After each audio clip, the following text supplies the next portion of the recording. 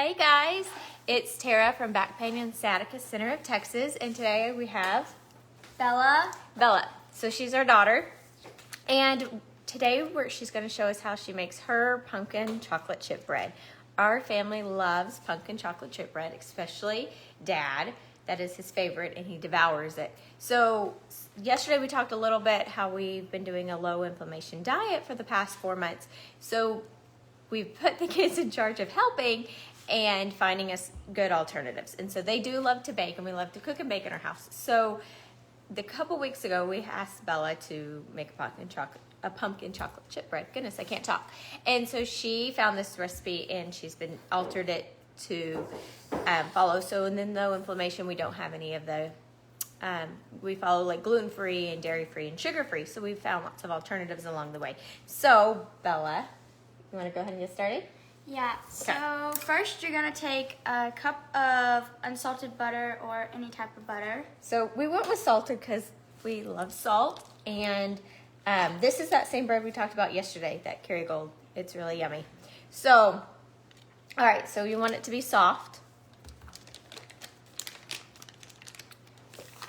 Here, I'll throw that in there if you want to get to the next thing. So we'll go ahead, and we have our KitchenAid, our stand-up mixer. Just throw them all in there. And next you're going to add 3 cups of sugar, which we don't use sugar, so we use monk fruit, which is a sweetener. And so this brand is Lacanta. So with the monk fruit, it doesn't spike your insulin, and so that is a great alternative to sugar. And so this recipe calls quite a bit. So luckily, it when Bella was experimenting, we tried it first cutting it in half and only doing a cup and a half, but it was more spice than sweet, and you kind of want that balance. So we're going to go ahead and do 3 cups. And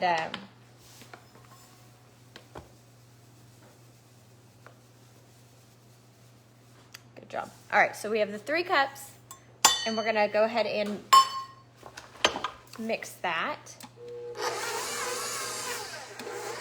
slowly. I put it on higher speed for a second there. All right, and when we give that a good mix, we'll go ahead and slowly. So we've also found this brand, Swirl. My son found it at the grocery store. It also is supposed to not spike your insulin. So it has, my kids kind of, I think, like this flavor better than the Lacanta, but we kind of stick with the Lacanta, just because I know monk fruit does better at that and is a better alternative for sugar. Let's let that stir for a second. So next we will have, what's up next, Belle? Next we give it 3 eggs. Okay. So we're going to go ahead and crack 1 at a time in there.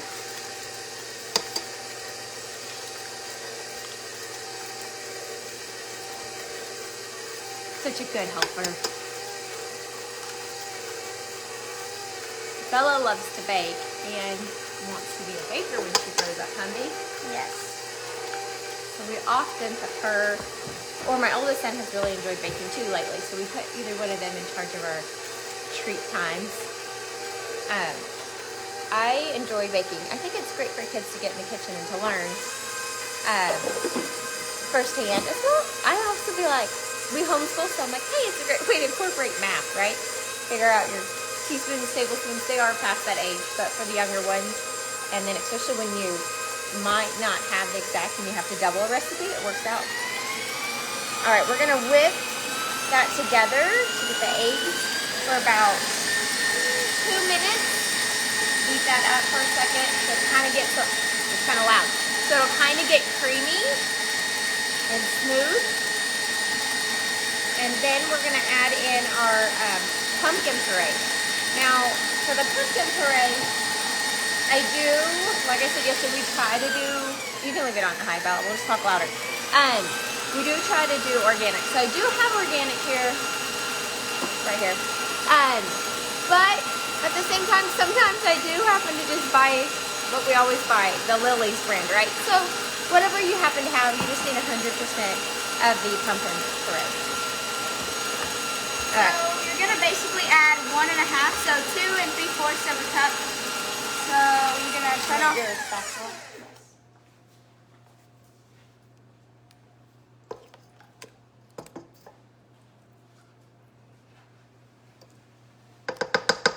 We should stop and say we already preheated the oven to 350, so go ahead and preheat your oven to 350. That would be smart. So when you're done mixing it, it's ready to go in the oven. I'm going to open this can for you.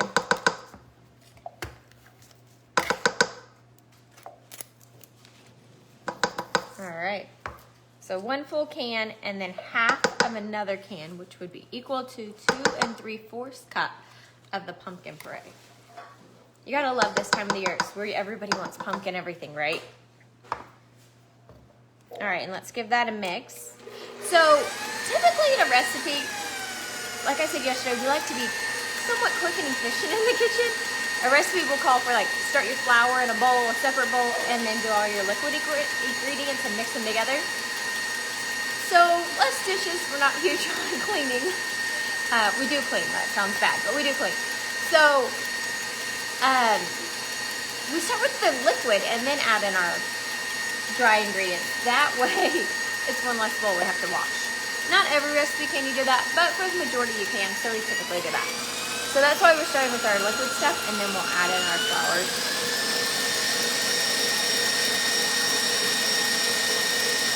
It doesn't look attractive right now when you first blend it. It's kind of like,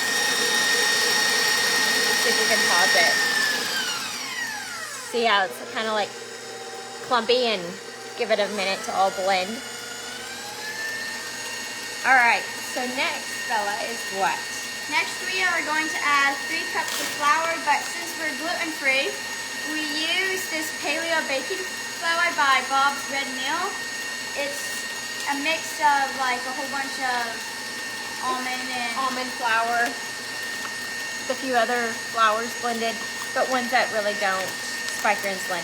Now, I will say one of the kids' favorite blends we don't really use a lot because it's not as nutritious, is this cup to cup. So depending on where you're at on your level, cup to cup has a more all-purpose flour consistency and helps with that.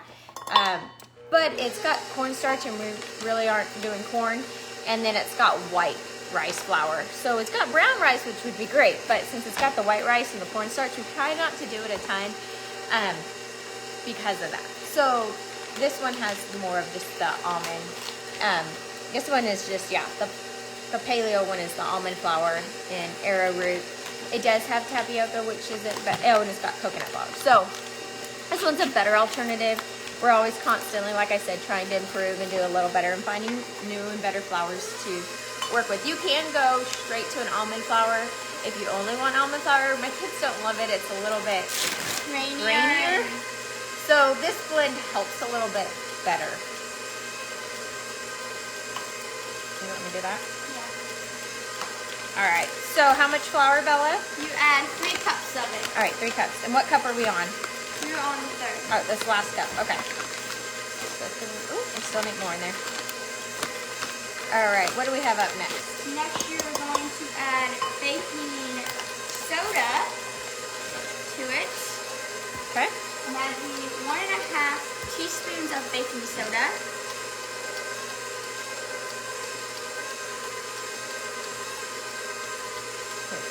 It's easier if you just,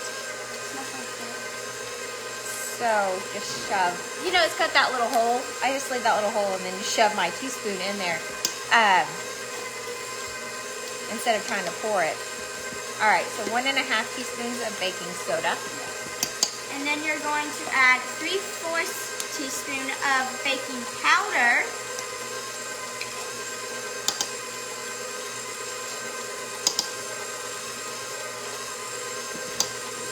And I always buy this brand. I don't know, there could be other brands. I just think it's so cute and like classic little container. Makes you feel like you should bake with that picture on there. Not that that's a Polish natural brand. but Now we're gonna start with our spices. First, you're gonna start with cinnamon.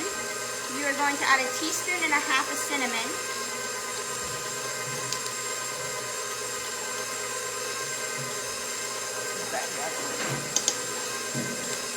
Then you're going to add 1.5 teaspoons again of ground clovers.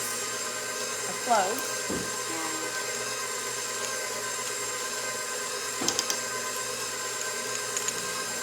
Okay, we'll put that on pause. We don't want to overmix the flour. Sorry. Now you can hear us better.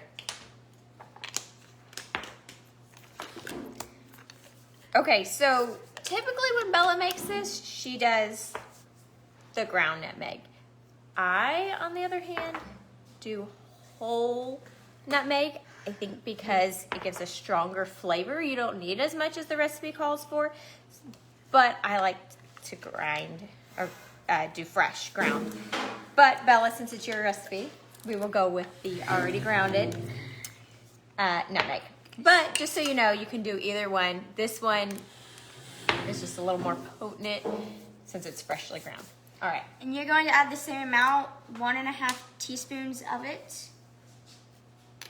Oh, the teaspoon doesn't fit in this jar lid. All right, we'll just pour it. 1.5? Yes. All right. Okay. And what's next? And then your last ingredient is going to be 3/4 of a teaspoon of salt. Which I don't like measuring it. All right, 3/4 of a teaspoon of salt. So Bella said we couldn't use our healthy salt because she bakes with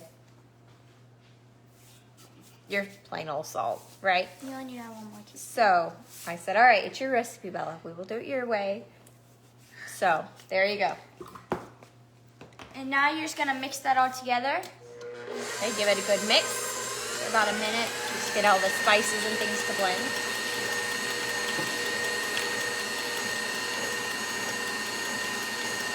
Remember how I said yesterday I like to smell things? Like this is where I start to smell and be like, you can smell the spices. It smells good. What do you think, B? Do you smell it? Yeah. I think it's just something I've always done. So that I teach the kids, you gotta smell, see how the spices blend. We'll give it another good little blend for a second. It's looking good. Okay. And lastly, you're going to add your chocolate chips. We use Lily's chocolate chips because it has no sugar in it. And it tastes pretty much the same. Yeah. And how much are we adding in this, Belle? I don't know. I just sort of add as much as you want. So I would say about a cup. We tend to, on things like this, chocolate chips and vanilla, we always go a cup and a little bit over because you can't go wrong. Like, the more chocolate, the better. The more vanilla. This isn't vanilla, but you get what I'm saying. Just a little bit extra, it really makes it. So, and we probably eat a few out of the bag as we're doing it. The other brand, the La Canta that we use for the sugar, they make chocolate chips too. And those ones are good. So either one, you can do the La Canta are harder to find at the grocery store. So we've been doing more of the Lily's chocolate chips because they're easier to find. You can find them at the grocery store. There's another brand I also found at Walmart. It's called, do you remember what it's called? It's like baked good or something. Yeah, it's like, I'll have to look for it for another recipe.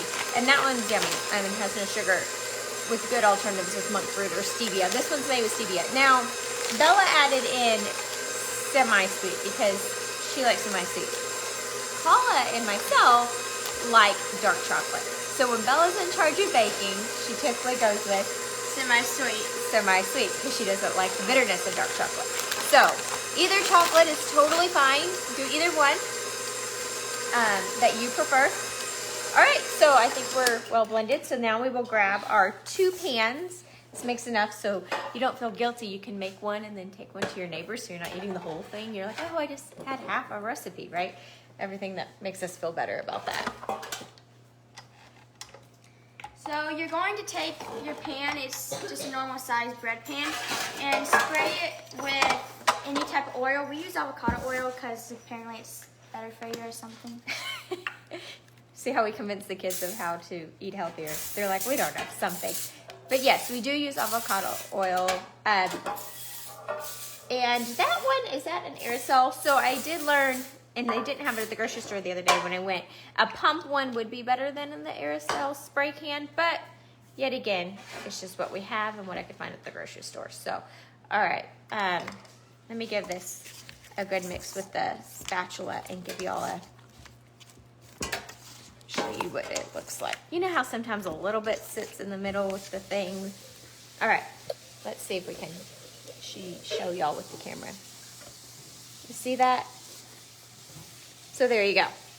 All right, Bella, you want to load it up? So you're gonna fill it about halfway to 3/4 of the pan.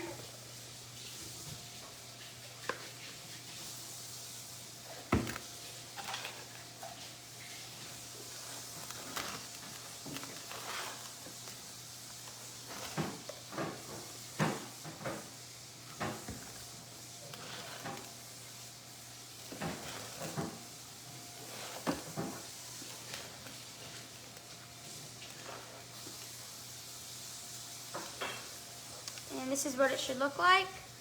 All right, perfect. And then since there is two, got to fill up the second pan.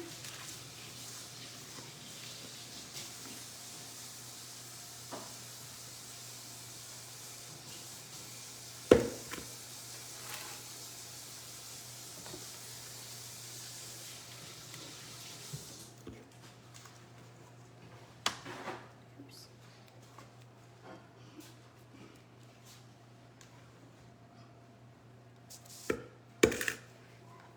All right.